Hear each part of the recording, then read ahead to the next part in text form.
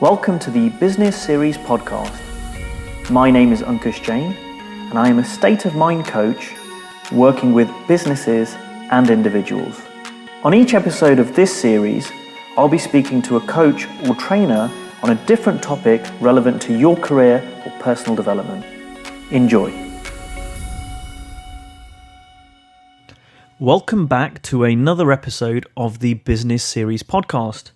Today, we're going to be talking about confident decision making for women leaders.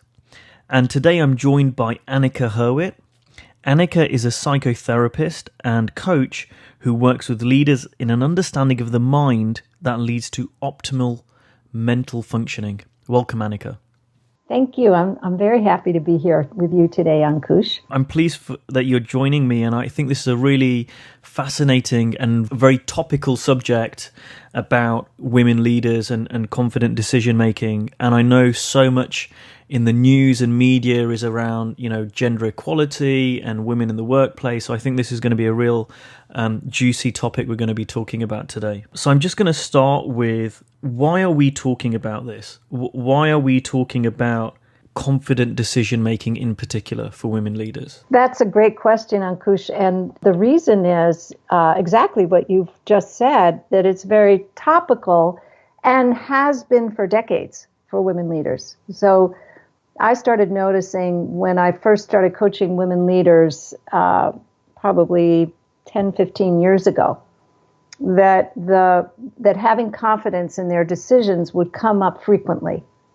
And it was fascinating to me, and I got kind of curious about it, and I have found that since then, I've kind of developed a way of helping women leaders gain confidence in their decision making because it's so frequently an issue.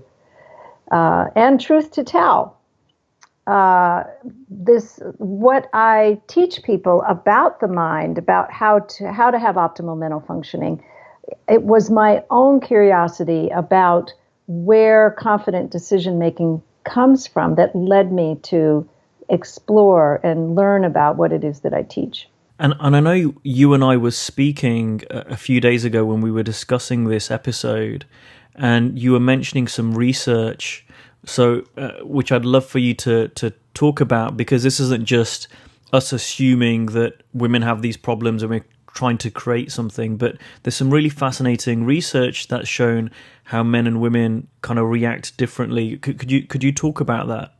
Yes.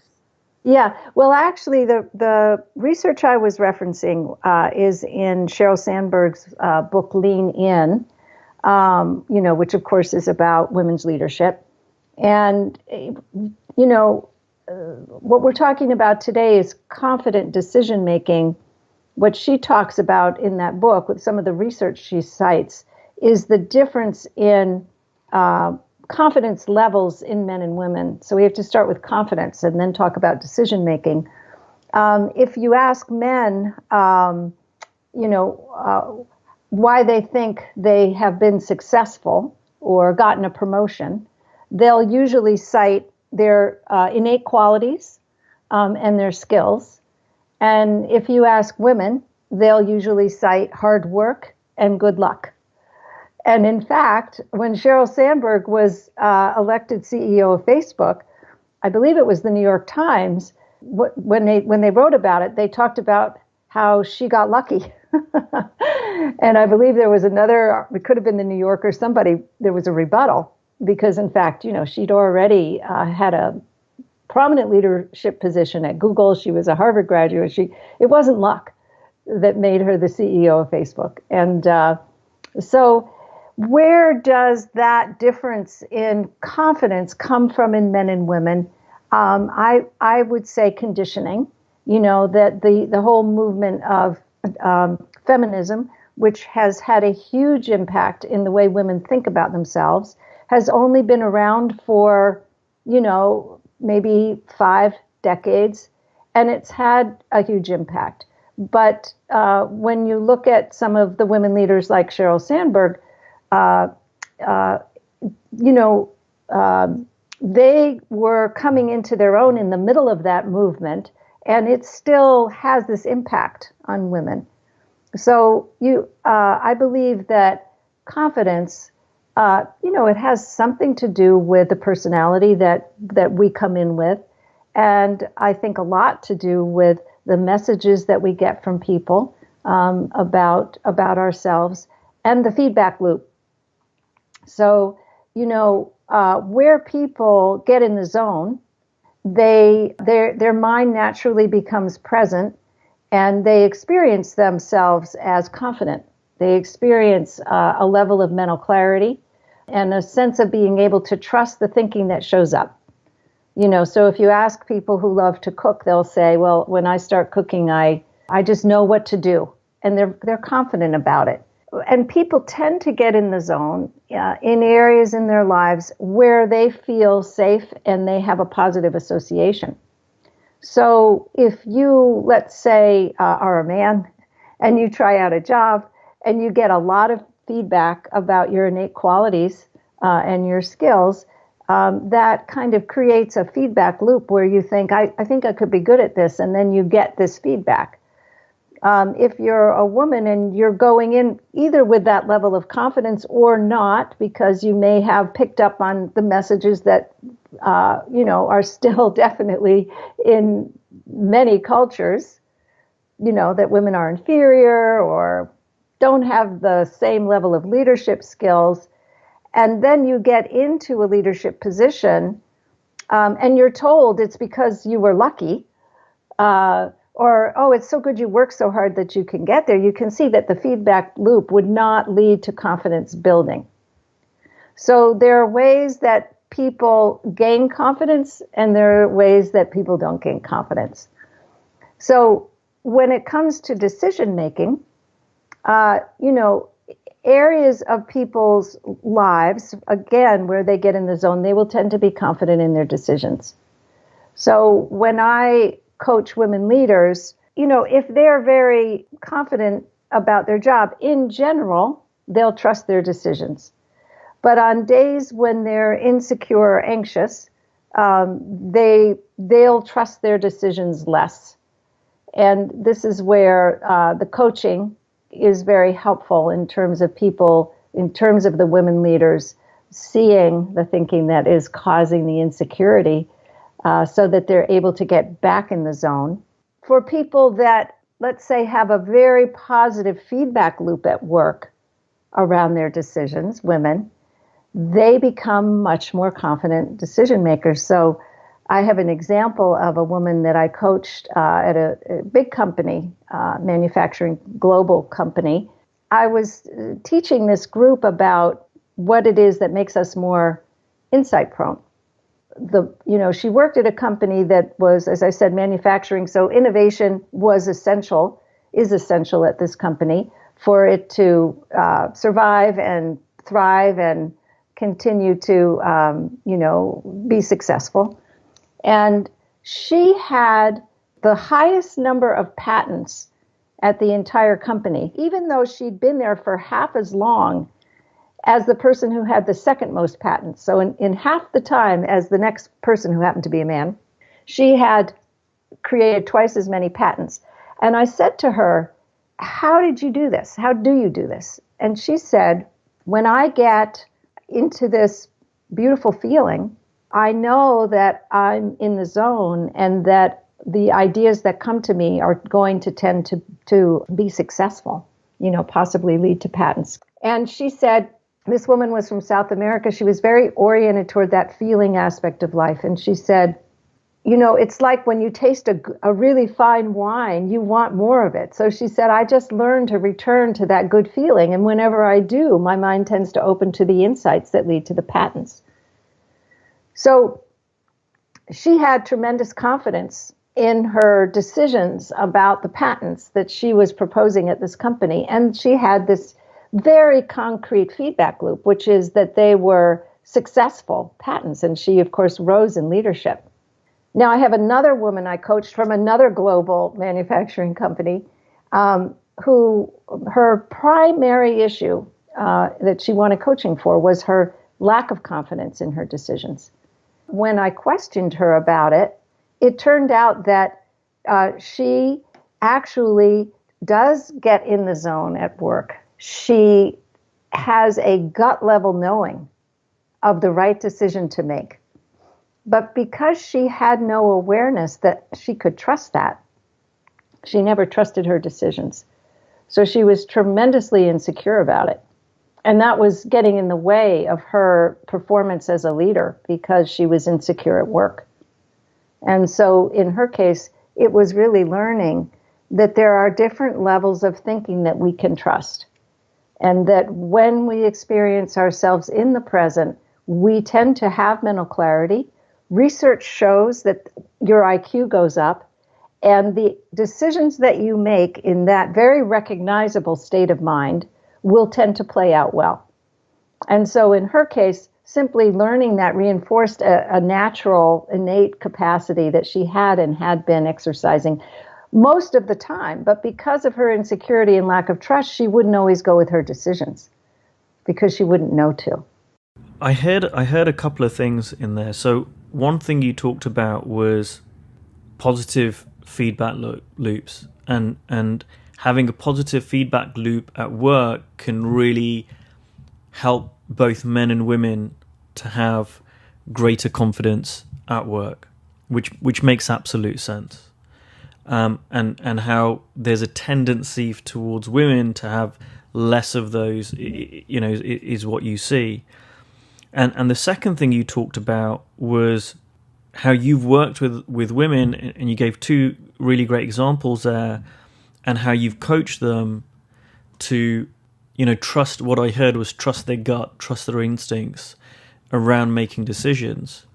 So just kind of playing devil's advocate here, if I'm a woman leader listening to this, or if I lead a team or an organization with women in there that I want them to be more confident around their decision making, and maybe the structure's not in place, or maybe coaching's not available to the level it's required, what can women do or leaders do who are listening to this to take away from this episode around, without going, right, I need to now change the structure and make sure I get more positive feedback, I need to now get budget for coaching. These things may not be within their control, but is there anything that people can do in order to help them around decision making? Yeah, so in the coaching, people learn about the science behind how the mind works.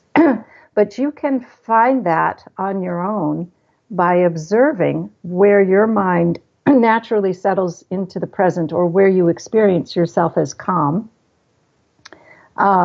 Because what you'll notice is that that's where you start to have mental clarity. This is where, as I mentioned, your IQ is going to go up.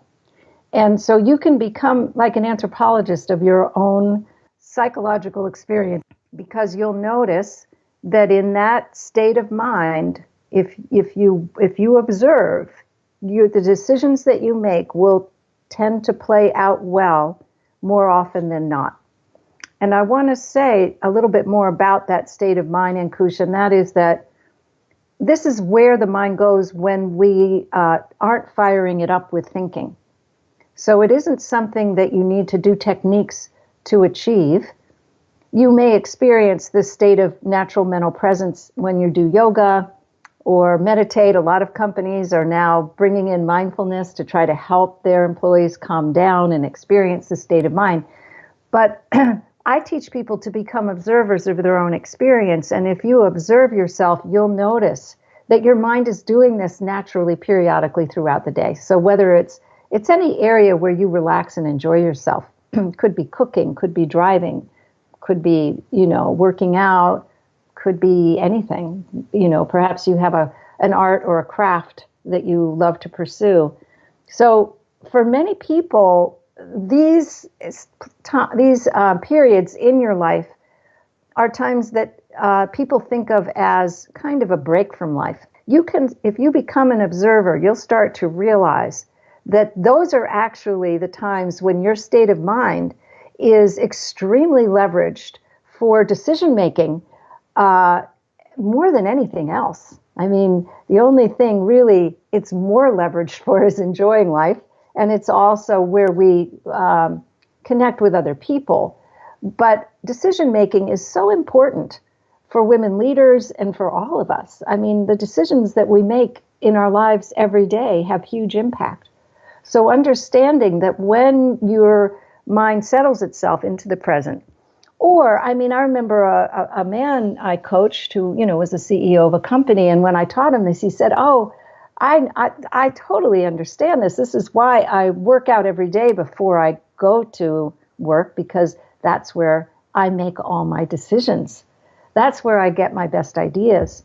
Another, male leader that I coached said, oh, yeah, this is why I love to travel, which really surprised me, because most businessmen are tired of traveling so much.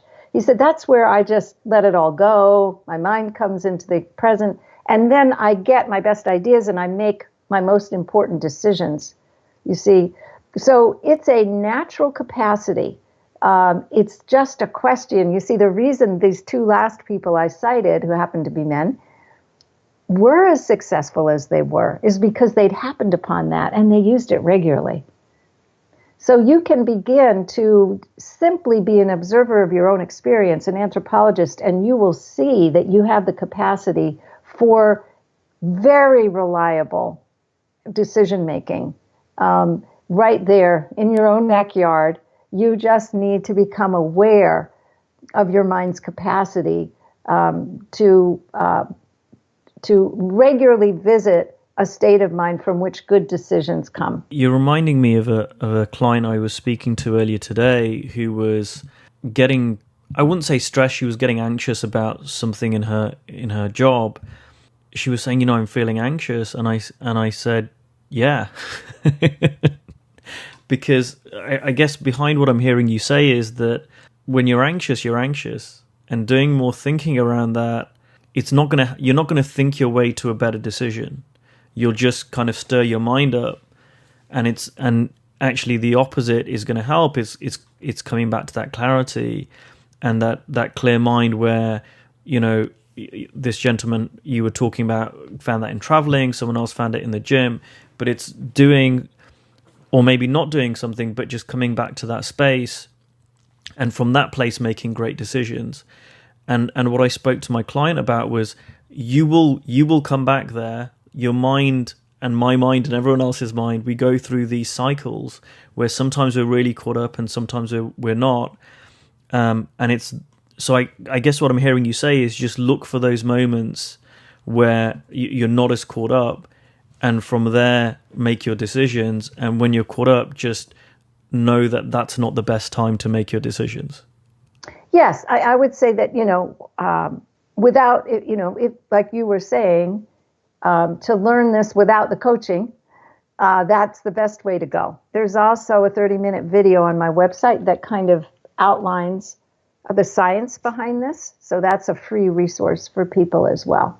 So just to wrap up here, what's the one takeaway you want our listeners to leave this show with? I would want our listeners to come away knowing that your capacity for confidence and good decision making is innate. It's built into you. You simply have to discover it. And the state of mind that leads to good decision making is showing up in your life regularly. You just have to catch on to it. Fantastic. Now, if people do want to get hold of you, if they want to check out this 30-minute resource you talked about, how can they do that? Okay, so my website is my name, AnnikaHurwitt.com. And that's spelled AnnikaHurwitt.com. That's the best way. And my email is Annika@AnnikaHurwitt.com. Fantastic. Well, thank you for joining us today and soldiering through. I knew you had a bit of a sore throat, but I appreciate that. That was a fantastic discussion. Oh, good. And I'm looking forward to being back next week with another interviewee and another topic relevant to business. Thank you. Thank you. Thanks for listening to the Business Series podcast. If you want to hear more, you can click on the subscribe button below. You can share this with someone else who can benefit, or you can like it and encourage others to listen. Also, it would be great if you left a comment below, as I love hearing from listeners and I want to keep creating great content for you. Thanks for listening.